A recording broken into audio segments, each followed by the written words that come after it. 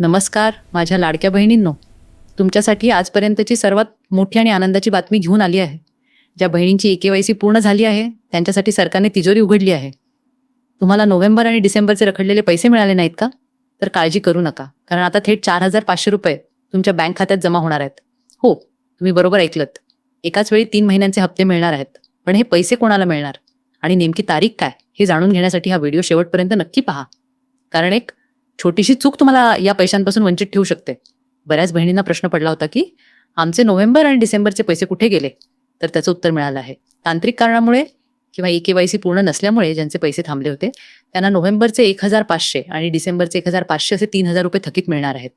आणि त्यात भर म्हणजे आता फेब्रुवारी महिन्याचा 1,500 रुपयांचा हप्ता सुद्धा मंजूर झाला आहे. म्हणजे 3,000 जुने 1,500 फेब्रुवारी एकूण 4,500 रुपये तुमच्या खात्यात जमा होणार आहेत. ही रक्कम त्या बहिणींनाच मिळेल ज्यांनी आपली KYC प्रक्रिया यशस्वीरित्या पूर्ण केली आहे.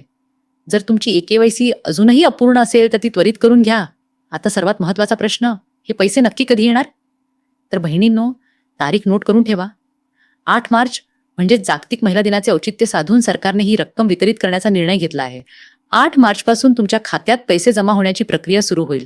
ही प्रक्रिया 8 मार्च ते 15 मार्च या दरम्यान चालणार आहे.